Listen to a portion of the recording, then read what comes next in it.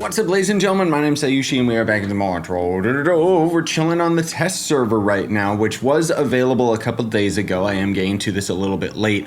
But frankly speaking, the new update that's coming, as I've talked about in some other videos, if you checked out my Luxian video the other day and so on, this update's not looking the best. It changes a lot of things for the early game. More particularly, it changes the tutorial. Now, we're not going to end up going into the patch notes or anything like that today.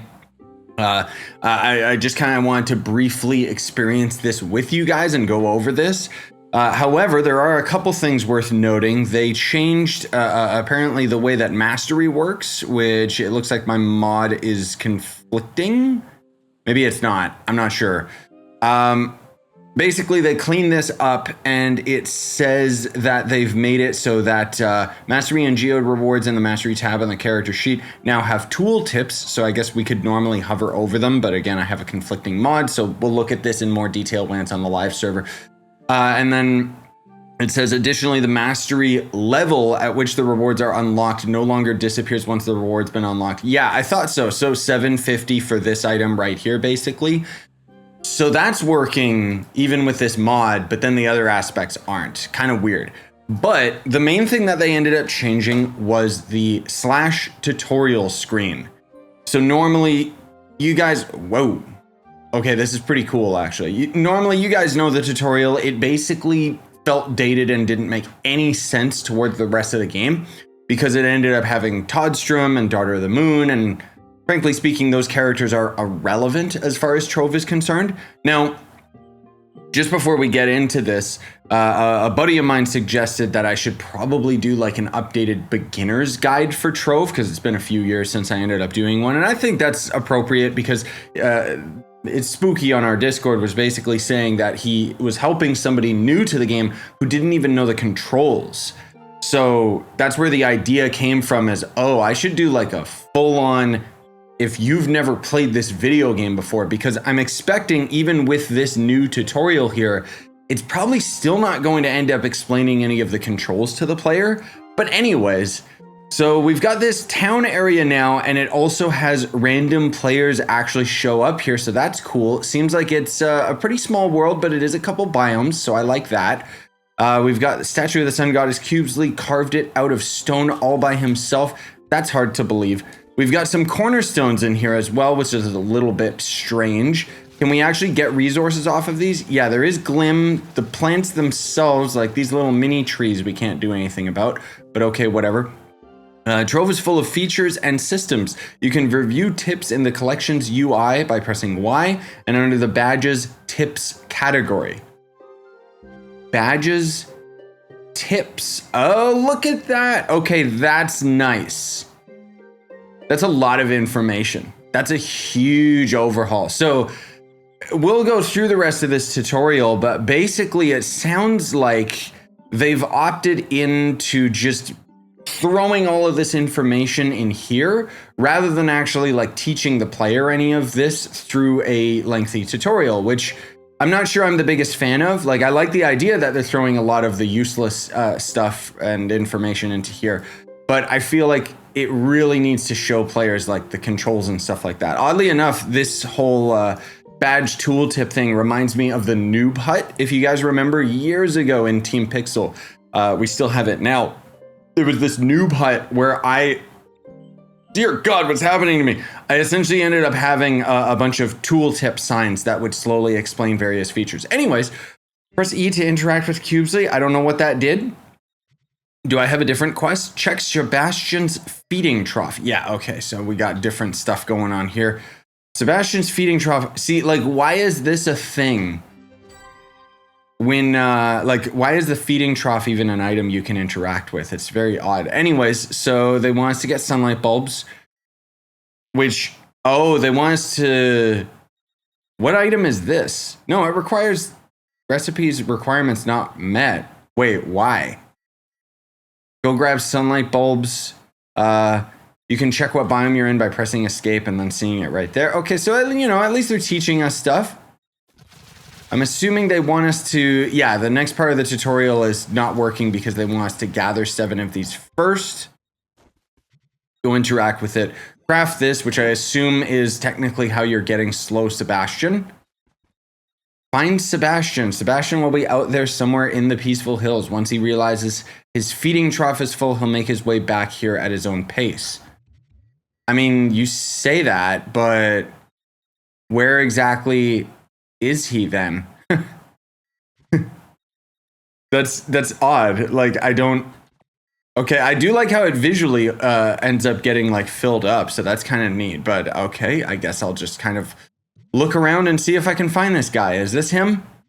Got kind of lucky with that. Slow Sebastian. Hello, stupid. So I interact with him to tell him his feeding trough is full, I suppose. And now it wants us to... to mine some stuff. Okay, yeah, I like this tutorial so far. It does a pretty good job of just introducing these aspects to the player.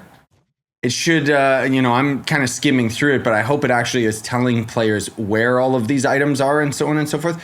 Not exactly sure why there's even a mag rider. That's a little odd. Return to me with the shapestone. Then why is the quest pointing here? Odd, but whatever. Open up your hotbar.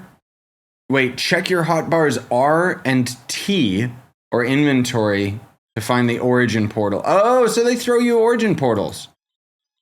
Weirder origin. There's an origin portal potion and an origin portal potion. All right. Well, anyway, portal sends us back here, so that's actually quite nice.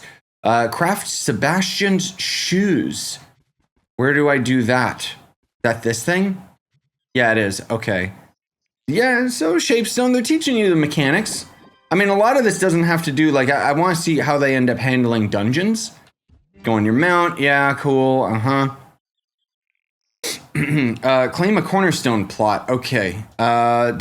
It does point to them on the map, which is nice. So we'll just claim that really quick. And then I'm guessing it wants me to put stuff in my cornerstone. Open the novice crafting bench. Uh-oh. Oh, I get it. Because the normal default cornerstone is going to have a novice crafting bench. Duh, of course. Okay, now the question is, can I actually warp out of this tutorial early? Like if I had a world command of, or just joined someone's club like immediately as I ended up getting into it. Because that's a problem with the main game's base tutorial right now, is you can actually leave and it will lock out a lot of your controls because the tutorial that's currently in the game has to teach you the controls before you have access to the controls. I've had it happen a couple times where you literally can get soft locked unless you end up relogging or going back into the tutorial, right? Anyways, craft the barber thing. Okay, cool. We're on the test server, so none of this really matters. Cool, whatever. Where is it? And then I'm guessing they want us to place it down, use it. Cool, whatever. And then find Cubesley in the medieval highlands. Is he just back over there again? Or is he, their evil is responsible for...